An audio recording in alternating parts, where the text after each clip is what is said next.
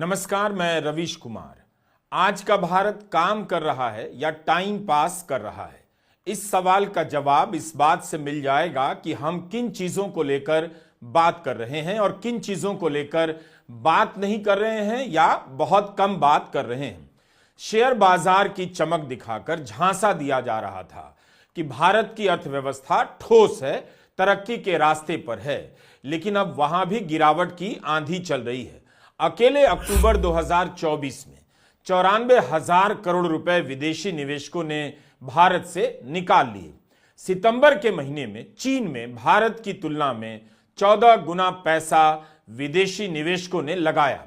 नवंबर में 26,500 करोड़ रुपए भारत के बाजार से एफपीआई ने निकाल लिए। दिसंबर और जनवरी में थोड़ा सुधार हुआ, मगर तेजी से बढ़ोतरी नहीं हुई। इसी शेयर बाजार के भरोसे भारत का मिडिल क्लास आर्थिक तरक्की के वादों पर भरोसा कर रहा था, लेकिन अब वहां भी जश्न का मूड ठंडा पड़ता जा रहा है। जिस तरह से शेयर बाजार में ओले पड़े हैं, उससे लगता है कि शेयर मार्केट के भरोसे टाइम पास करने वालों को अब रातों को भी जागना पड़ेगा। ऐसा ना हो कि उन्हें सुबह से घबराहट होने लग जाए। 6 जनवरी को निफ्टी 10% तक गिर गया, एक दिन में 2600 अंक। 27 सितंबर से लेकर 3 जनवरी तक मार्केट कैप करीब 28 लाख करोड़ घट गया। आज की गिरावट को जोड़ लें तो यह राशि करीब करीब 32 से 35 लाख करोड़ हो जाती है। 5 महीने से भारत का बाजार कांप रहा है और हम मीम बनाने में लगे हैं कि ट्रंप मोदी को बुलाएंगे या नहीं। जयशंकर इसीलिए अमेरिका गए हैं। यही है टाइम पास।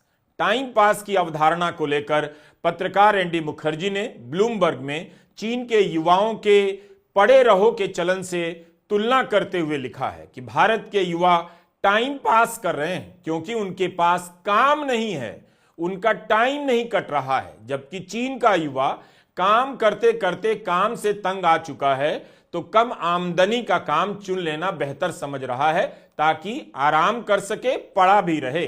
टाइम पास की इसी अवधारणा के आसपास है हमारा आज का वीडियो। टाइम तो भारत का भी पास नहीं हो रहा है, इसलिए हर दिन तरह तरह के उल्टे सीधे बयानों पर घमासान बहसों का मंच सजाया जा रहा है ताकि आपका सबका टाइम पास हो सके और जरूरी मसलों पर कम बात हो। जैसे प्रियंका चतुर्वेदी ने इंडिया टुडे की एक रिपोर्ट ट्वीट की है जिसमें बताया गया है कि लाडकी बहन योजना से 20 लाख महिलाओं के नाम हटाए जा सकते हैं। प्रियंका चतुर्वेदी ने इस खबर पर लिखा है कि ओके बहनों, वोट दो और धोखा लो।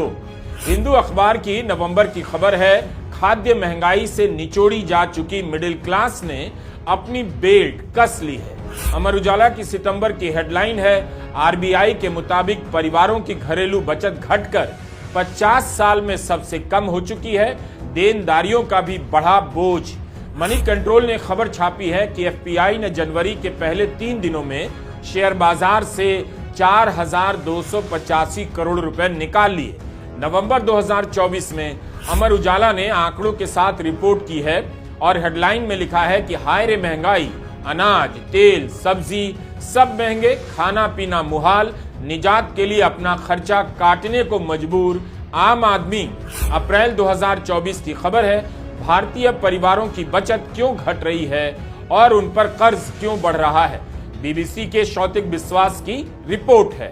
तो क्या आप लोग टाइम पास कर रहे हैं? काम नहीं मिल रहा है और जिसे मिला भी है वह भी टाइम पास करने में लगा है कि 1-2 साल कम सैलरी पर खट लेते हैं, क्या पता आगे चलकर अच्छी सैलरी का काम मिल जाएगा।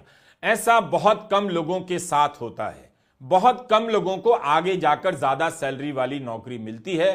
ज्यादातर जिंदगी भर कम सैलरी पर ही काम करते रह जाते हैं।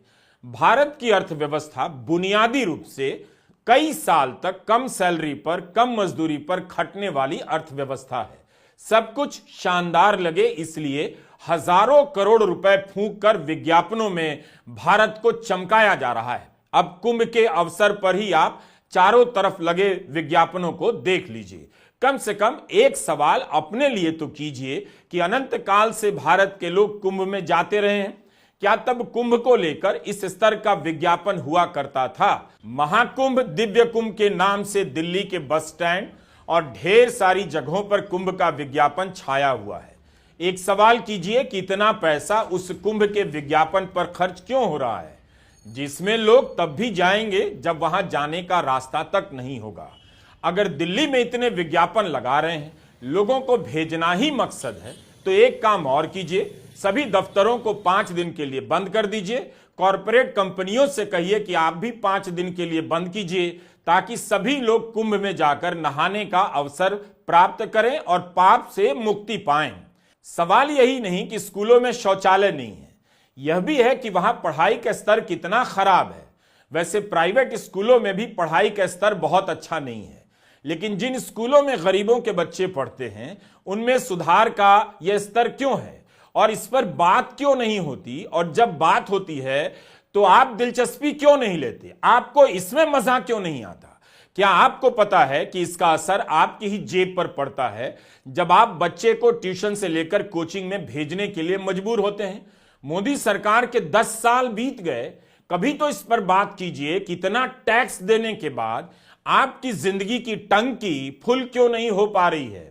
हम दूसरे मुद्दों को गैर जरूरी नहीं कह रहे, लेकिन क्या हम इन मुद्दों पर उस तरह से बातें कर रहे हैं जिस तरह से सोशल मीडिया पर लोग इन लोगों की बातें कर रहे हैं? कुमार विश्वास, प्रशांत किशोर, रमेश बिधूड़ी की बातें हो रही हैं। एक कवि और कथाकार ने शत्रुघ्न सिन्हा की बेटी और अभिनेत्री सोनाक्षी सिन्हा पर निजी टिप्पणी कर दी तो उसकी निंदा होनी चाहिए। जिस करीना कपूर से मुलाकात का वीडियो प्रधानमंत्री धन्य भाव में शेयर करने से नहीं अघाते, उनके बच्चों से मिलने की इच्छा जाहिर करते हैं, कुमार विश्वास करीना कपूर के नाबालिग बेटे तैमूर पर टिप्पणी करते हैं। तैमूर नाम को लेकर उनका यह बयान दोहराने लायक है, लेकिन सवाल उस जनता से भी है जो वहां बैठे इन बातों पर तालियां बजाती है। इस तरह की पब्लिक का क्या लेवल है? वैसे तैमूर का मतलब लोहा होता है, जिसे फौलाद कहते हैं। असम की मुख्यमंत्री रही हैं अनवरा तैमूर। 2020 में इनके निधन पर प्रधानमंत्री मोदी ने दुख व्यक्त किया था। तब तो यह नहीं कहा कि इनका नाम किसी आक्रांता के नाम पर है तो हम श्रद्धांजलि नहीं देंगे। किसी दिन कुमार विश्वास अमित शाह के नाम में शाह को लेकर ही उल्टा सीधा ना बोल दें। कुमार विश्वास का पुराना वीडियो भी वायरल किया जा रहा है, जिसमें वे फिल्म अभिनेत्री मल्लिका शेरावत के कपड़ों और शरीर की बनावट पर टिप्पणी कर रहे हैं। शरीर के किसी भी आकार पर अभद्र टिप्पणी उस पश्चिमी समाज में भी अशोभनीय मानी जाती है, जिसे दिन रात गरिया गरिया कर पूरब के कुछ लोग अपने आप को सभ्यता का जन्मदाता कहते हैं और सुनने वालों को मूर्ख बनाते हैं। इसी पूरब के एक और सूरज हैं रमेश बिधूड़ी। लोकसभा के भीतर अभद्र और नफरती बयान देने के बाद अब गाल और बाप बदलने की बात कर रहे हैं। इनके बयानों पर क्या ही बात की जाए।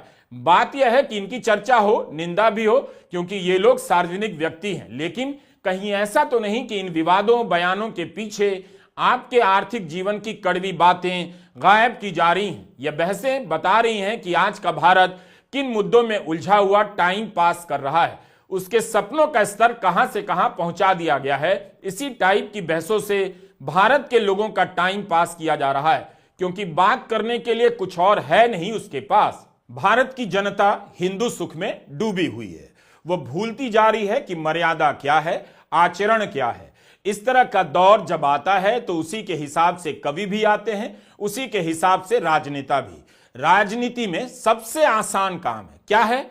कुछ भी मत कीजिए, धर्म के नाम पर पोस्टर लगवा दीजिए, जनता को हाँक लीजिए। तो फिर वो जनता कौन है जो दिन रात सोशल मीडिया पर टैक्स की पीड़ा को लेकर लतीफे बना रही है? आप ज्यादा टैक्स देते हैं, लेकिन क्या उसके बदले आपको बेहतर जीवन स्तर मिल रहा है, शहर मिल रहा है? इसकी चिंता को भी हिंदू सुख में शामिल कर लीजिए, कौन रोक रहा है? मोहनदास पाई, इन्होंने 10 साल में प्रधानमंत्री मोदी के समर्थन में न जाने कितने ट्वीट किए, खुलकर वकालत करते रहे, लेकिन प्रधानमंत्री मोदी के 10वें साल के आखिरी महीने में 29 दिसंबर को प्रभु चावला का एक लेख ट्वीट करते हैं, कहते हैं भारत को अपने शहरों में जीवन के स्तर में सुधार करने की अर्जेंट जरूरत है। बहुत ज्यादा भ्रष्टाचार है, खराब बुनियादी ढांचे से लोगों को तकलीफ हो रही है। लिखा है कि 2025-26 के बजट में वित्त मंत्री को शहरों को अधिक फंड देना चाहिए। प्रधानमंत्री, गृहमंत्री, वित्त मंत्री, सड़क मंत्री सभी को टैग कर दिया है। इन्हीं मोहनदास पाई का एक और ट्वीट है उसी दिसंबर के 2 तारीख का। प्रधानमंत्री मोदी ने $200 बिलियन के 340 इंफ्रा प्रोजेक्ट की प्रगति को सुनिश्चित किया है। मोहनदास पाई प्रधानमंत्री मोदी को बधाई दे रहे हैं और 27 दिनों के बाद कह रहे हैं भारत के शहरों की खराब इंफ्रास्ट्रक्चर से लोगों की तकलीफ बढ़ गई है। 10 साल में अगर भारत के शहर खराब हुए हैं इतने कि उन शहरों में रहने वाले लोगों के जीवन स्तर में सुधार की अर्जेंट जरूरत है, तो फिर 10 साल तक क्या हो रहा था? जब जीवन स्तर ही बेहतर नहीं हुआ तो क्या बेहतर हो गया? स्मार्ट सिटी की योजना को लेकर कितना उत्साह दिखाया गया। आज आपके शहरों की हालत इतनी बदतर क्यों है? हालत ना सुधरे लेकिन आप बहस क्यों नहीं कर रहे हैं? क्यों यह आपकी प्राथमिकता में सबसे ऊपर नहीं है? मनोज अरोड़ा लेखक और पर्यावरणविद हैं। इन्होंने लिखा है, मुझे स्मार्ट सिटी नहीं चाहिए, मुझे एक साफ सुथरा, सामान्य चलने टहलने वाला, कम प्रदूषित, गैर स्मार्ट सिटी चाहिए जहां सड़कों पर गाय ना हो, गलियों में कचरा ना हो। मैं उस शहर की तलाश में हूं जहां ट्रैफिक के नियमों का उल्लंघन करने पर सजा मिले और जहां लोग कानून तोड़ने से पहले 2 बार सोचें। मुझे ऐसा शहर दीजिए जो औरतों के लिए रात में भी सुरक्षित हो। मैं उस शहर को ज्यादा पसंद करूंगा जहां शिकायत दर्ज कराने पर समाधान भी हो। मुझे स्मार्ट सिटी नहीं चाहिए। 10 साल में स्मार्ट सिटी ने आपको कुछ भरोसा नहीं दिया। शहरों की रैंकिंग के नाम पर आपको बताया जाने लगा कि बहुत कुछ हो रहा है, लेकिन वहां रहने वालों की सच्चाई यह है कि एक बार अमेरिका सीटी बजा दे तो सब अपने अपने घर का दरवाजा खुला छोड़कर न्यू जर्सी के लिए दौड़ पड़ेंगे। कर्नाटका ने 6 शहरों में स्मार्ट सिटी प्रोजेक्ट की जांच के आदेश दिए हैं क्योंकि 6 शहरों में काम संतोषजनक नहीं पाया गया। बिल्कुल जांच होनी चाहिए और हर शहर में होनी चाहिए कि इस स्मार्ट सिटी से आपके शहर कितने स्मार्ट हुए हैं। कर्नाटका के मंत्री का कहना है कि आप बुनियादी ढांचे में सुधार को, रूटीन सुधार को स्मार्ट सिटी में जोड़ना चाहिए। स्मार्ट सिटी के तहत बड़े सुधार होने चाहिए, ना कि पानी बिजली की सप्लाई जैसे सुधारों के आधार पर ही स्मार्ट सिटी घोषित कर दिया जाए। जो काम डेली का है उसी को नया नाम दे दो स्मार्ट सिटी, या वाकई में आपका शहर पहले से ज्यादा स्मार्ट हो गया है। आप खुद भी चेक कीजिए, आपके शहर में मच्छर ज्यादा हैं और कम डॉक्टर क्यों हैं? जब 2015 में स्मार्ट सिटी प्रोजेक्ट आया तो इसके तहत शहरों में कंपटीशन कराया जाने लगा। शहरों के नाम प्रस्तावित होते थे और सबसे अच्छे प्रस्ताव का चयन कर किसी शहर को स्मार्ट सिटी बनाने की लिस्ट में शामिल किया जाता था। अब लोगों को फिर से कंपटीशन करना चाहिए, जाकर चेक करना चाहिए कि उनका शहर कितना स्मार्ट बना है। हम बस याद दिलाते हैं, 29 जुलाई 2024 को पुणे शहर में तेज बारिश के कारण बाढ़ जैसी स्थिति पैदा हो गई। उसी दिन लोकसभा में केंद्र सरकार ने बताया था बाढ़ प्रबंधन और रोकथाम के मामले में पुणे एक मॉडल शहर है। हिंदू बिजनेस लाइन अखबार की खबर है, पुणे नगर पालिका बाढ़ से निपटने के लिए पर्याप्त रूप से तैयारी नहीं कर पाई और इस बाढ़ से हजारों लोग प्रभावित हुए।